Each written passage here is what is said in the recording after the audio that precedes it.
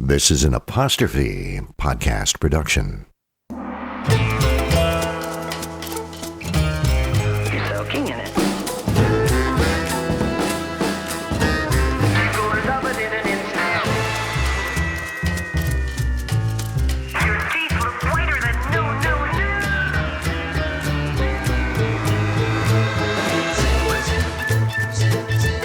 You're not you when you're hungry.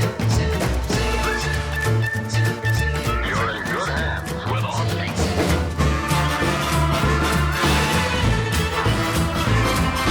You're Under the Influence with Terry O'Reilly.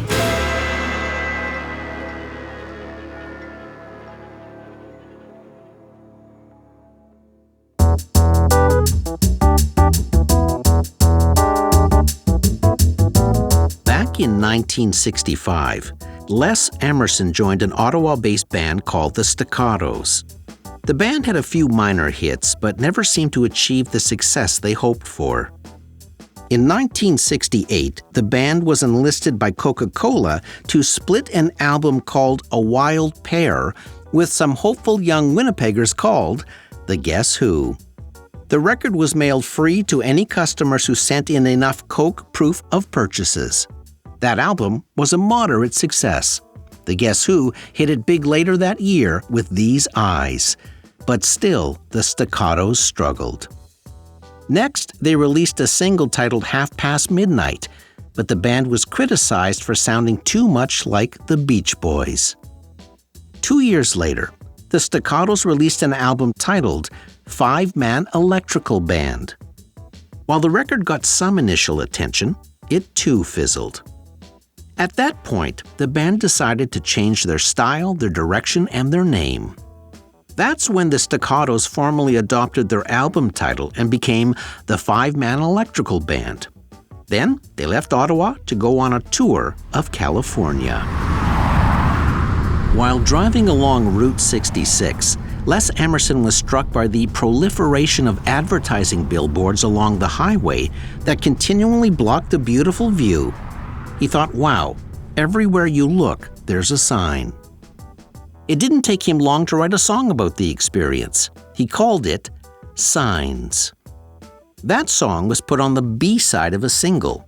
The A-side, titled Hello Melinda Goodbye, didn't get much airplay. But DJs flipped the 45 over and started playing Signs instead. The song had one of the most memorable opening lines. It went, "The sign said long-haired freaky people need not apply." Even though the record label thought the song was too long and it took too much time to get to the chorus, the song was re-released as an A-side. Just as the band was teetering on breaking up, Signs reached number 4 in Canada and number 3 on the Billboard chart in the US. It sold 2 million copies worldwide. Billboard ranked Signs as one of the top 25 songs of 1971. The lyrics asked the question, who gets to make the rules that appear on so many signs? Emerson sings about a sign stopping him from applying for a job, a no trespassing sign keeping him off a gated property, and a sign preventing him from dining at a private club with a strict dress code. But the last sign he sees has a very different message. It's a sign outside a church. It says, "Everyone welcome." But when the collection plate comes around, he doesn't have any money, so he contributes something else instead. It's his own little sign. He takes a pen and paper and writes a note saying thanks for the wonder of life. The Five-Man Electrical Band would go on to have a number of smaller hits, but they would never top the success of the song about too many signs designed to keep people out, and the one sign that welcomed everybody in.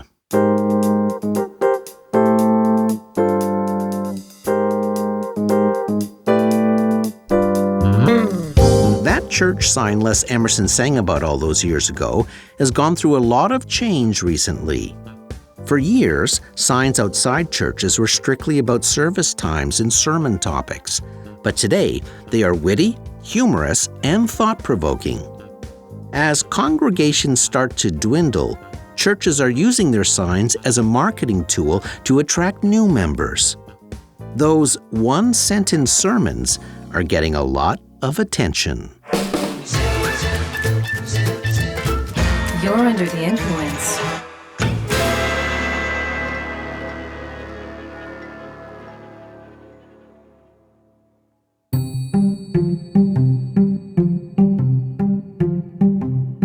There was a time when churches were the tallest buildings in towns across the country. The white steeples were built that way on purpose, signifying that a place of worship should stand tallest in a community. Over time, that began to change. Banks began erecting taller buildings, business towers went up, and skyscrapers did just that. They scraped the sky. As churches lost their architectural visibility, the clergy began using rudimentary signage to attract attention in the 1920s and 30s. In the 1960s, church signs started to appear more often. Then, in the late 80s and 90s, church congregations began to decline, then dwindle. That's when church signs changed. Suddenly, around the year 2000, church signs went from being strictly informational to becoming highly creative and even humorous. Signs went from preaching to the congregation to trying to attract a new congregation.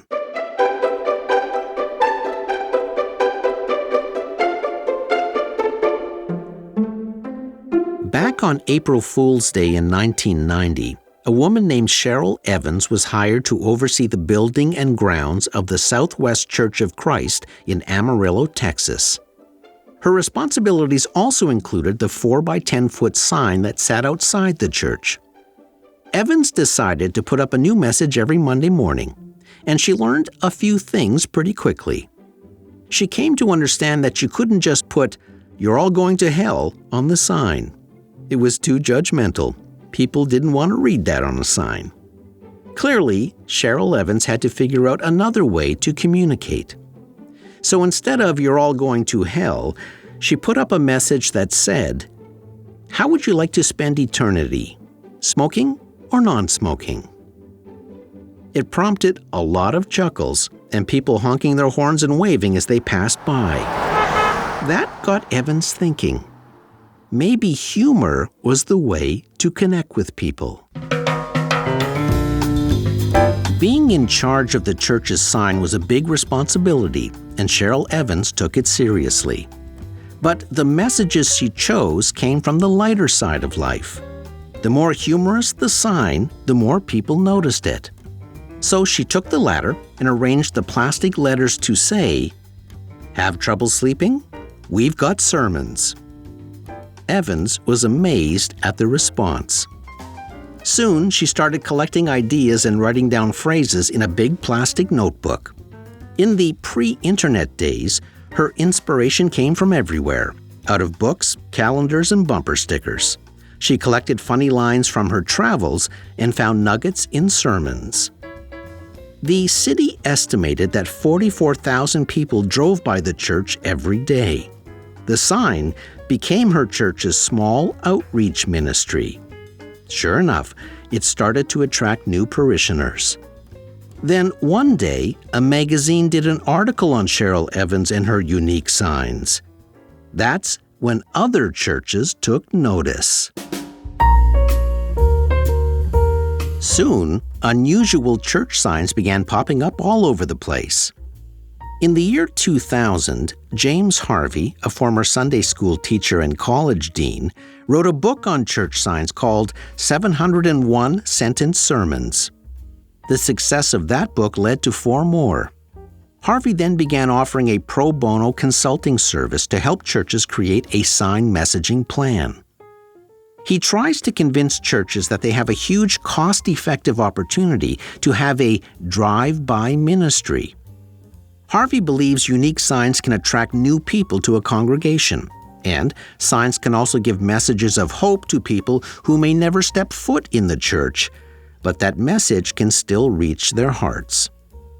Harvey tells pastors that if a church has a consistent sign strategy, people will alter their driving habits to go by the church to get their thought of the day, which may become a topic of conversation at work and be passed along to others.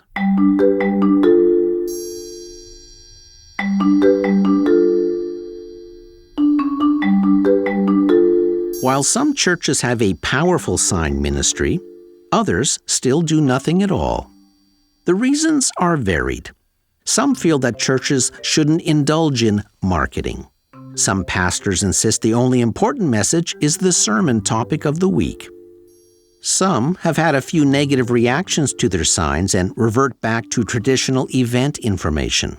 Still others can't find someone at the church willing to put in the time and effort to keep the sign fresh each week. James Harvey believes that interesting church signs can convey the personality and values of a church to a community. A well-tended church sign can also have a return on investment, as it can attract new members and therefore increase tithing and offerings. Harvey believes that the best prospects live close by. They're the ones who drive by the church regularly. Therefore, church signs are more like a warm call, not a cold call, and may increase the likelihood of a passerby one day joining the congregation. One church in Maryland Harvey worked with consistently had 1 or 2 families a month come to the church because of the sign. Another Baptist church says it averages the same number due to its signage. A study by the National Evangelistic Association in the U.S. found that 10% of the adults who join congregations each year decide to visit for the first time after seeing the church sign. And a company that specializes in church signage, called Signs of Faith, says the cost of a sign can be earned back in just 3 to 5 years.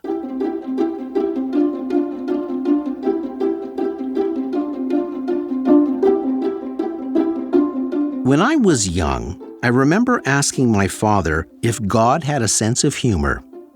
My dad paused for a moment, then said, "He must. He gave us one." That was a good answer. There is certainly a lot of humor in church signs these days, like, "Lent is not the fuzz in your navel," and "Down in the mouth, it's time for a faith lift." For Star Wars fans, a sign said, "A long time ago in a Galilee far, far away." For iPhone fans, this sign read, "Adam and Eve were the first people not to read the Apple terms and conditions." For Las Vegas fans, this church sign promised that what happens in Vegas is forgiven here.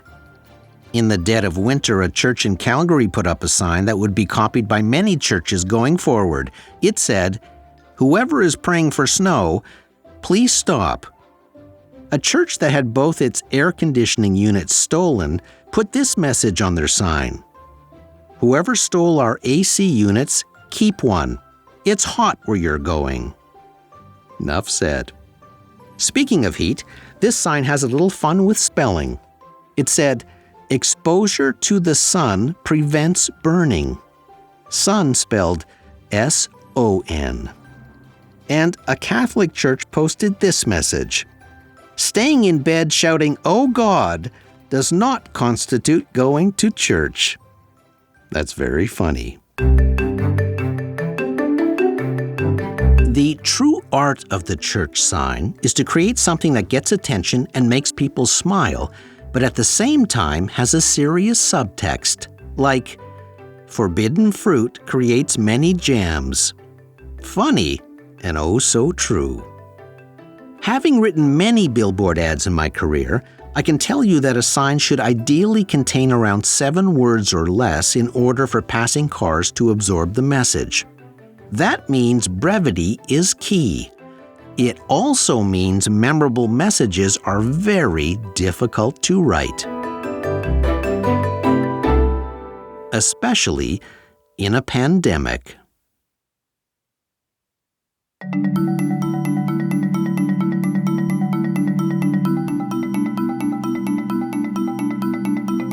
When the pandemic hit, churches closed their doors in order to contain the spread of the virus. And because people weren't coming to weekly services, church signs became even more important as a way to communicate, offering hope and encouragement in difficult times, giving practical information and updates on things like online services, and to make people smile in a tense time. One sign said, "Services canceled. God now making house calls." When there was a pandemic run on toilet paper in supermarkets, one church sign said, "Don't hoard. Even Noah took only 2 of each." Another church posted this funny sign that sounded like it was pulled from Scripture. "Wash hands, don't touch face. Hygienesis 24/7. A church in Baltimore got more feedback than they were ready for when it put a message on their sign that said, "Jesus rode an ass into Jerusalem. Keep yours at home." The church there was overwhelmed with responses. Some were affirmative and appreciative, while others labeled the church as blasphemers. The pastor said he only wanted to encourage people to practice social distancing. He felt that if he had put "Stay home, be safe" on the sign, nobody would have noticed it. And because Palm Sunday was approaching, he felt the wording was relevant and fun. When churches reopened their doors, signs encouraged people to come back, but safely. One said, "Jesus cleans the heart. We disinfect the pew."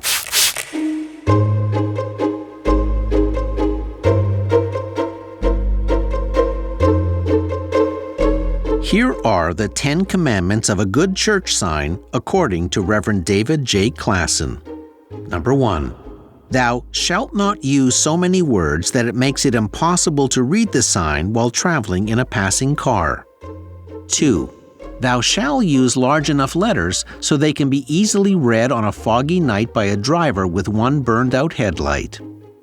3. Thou shalt not keep the same message on the sign for weeks on end. 4. Thou shalt not keep a time-dated message on the sign well after said date has passed. 5. Thou shalt use different messages on both sides of the sign so people get into the habit of reading it coming and going. 6. Thou shalt keep the message positive. Ditch the fire and brimstone. 7. Thou shalt not leave the sign blank, for this communicates that you have nothing to say and you've said it clearly. 8. Thou shalt use thought-provoking messages that leave the reader pondering. 9. Thou shalt not promote in-house programs of no interest to the average person driving or walking by. John Q. Public couldn't care less that the Right Reverend I. M. Boring is going to be the guest preacher next Sunday. And number 10, my favorite, thou shalt not use the word thou on your sign.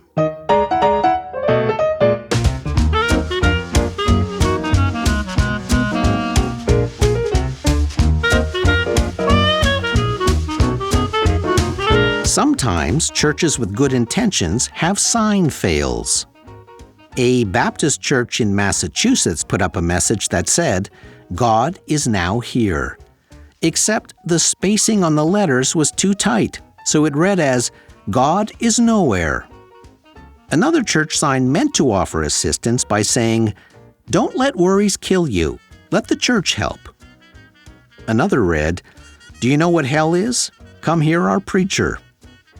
That was similar to another church who put up a sign that read, "Now is a good time to visit. Our pastor is on vacation." That is pure comedy gold. A church with its intentions in the right place but its wording in the wrong place said, "We love hurting people." And a church in Missouri was missing some very important punctuation. That sign said, "Best sausage supper in St. Louis. Come and eat Pastor Thomas Wrestler."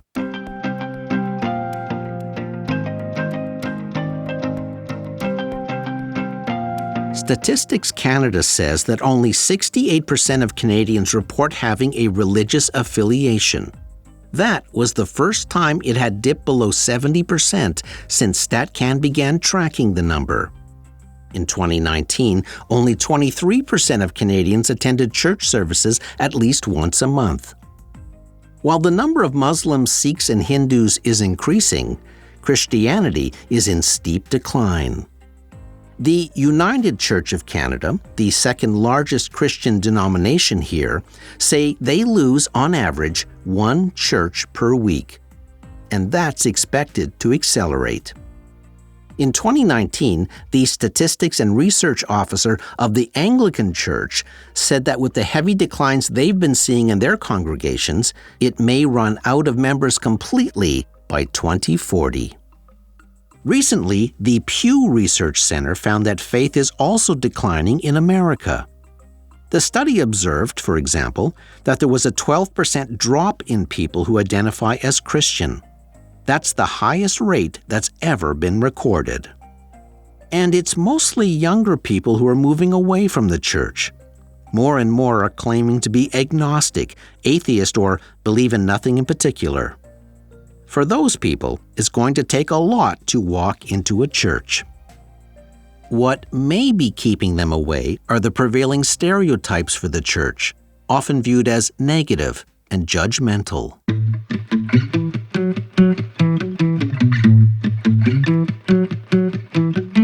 Susan Sparks is a trial lawyer turned stand-up comedian and Harley-riding Baptist minister. She presides over a small church on Madison Avenue in New York. She delivered a wonderful TEDx talk about the power of laughter that you can watch on YouTube. Sparks tells the story of going on a motorcycle trip with her husband. They went to check into a motel but were turned away because they were wearing their biker leather and some fake tattoos.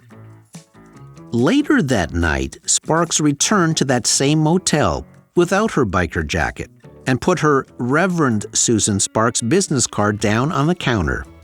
The front desk clerk's eyebrows shot up. Sparks believes that when people look at each other, we tend to see the differences first. But laughter reverses that formula. When we laugh together, it's because we recognize our shared similarities. And in that moment, something shifts. We lock into our common humanity. So part of Reverend Sparks' outreach program is to put a different face on her church. She says her church considers its sign messages to be a ministry designed to communicate her congregation's open culture. Sparks is not afraid to show that a church can laugh at itself. The messages on her sign have generated incredible buzz on Facebook and Twitter. They have been written about in newspapers and in magazines. The attention is massive compared to the size of her tiny church. She says that when people see the word Baptist, they often think judgmental and close-minded. But in order to get them through the door, she says people have to trust they're not going to walk out 3 inches shorter from the judgment that's been laid on them. So, she uses humor. Recently, one of her sign messages was written up in the Huffington Post and was shared all over the internet. It simply said, "God wants spiritual fruits, not religious nuts." When it comes right down to it, Sparks agrees with Les Emerson. She wants her church sign to communicate one simple thing: everybody, welcome.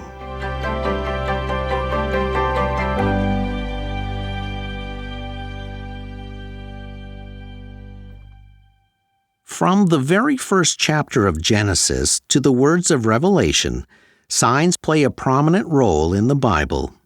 While they may be spiritual signs, the more tangible ones have their own power. With congregations declining, churches need to find unique ways to communicate with their communities. And they have to feel welcoming to new members who might feel tentative or even skeptical. And that's where signs can help. The key is to make sure the message outside the church matches the message inside the church. While a sign isn't the final stop, it can help someone having a bad day, it can be a door that triggers curiosity, and it can even persuade someone to visit for the first time. It's a very cost-effective way to communicate beyond the church walls. It could be argued that a church sign reaches more people than a sermon does, as thousands drive by a sign 24/7, 365. While some consider it offensive to use humor on church signs, others take a more contemporary view. Instead of fire and brimstone, church signs now inspire with brevity and wit. And that just happens to be the golden rule of marketing when you're under the influence. I'm Terry O'Reilly.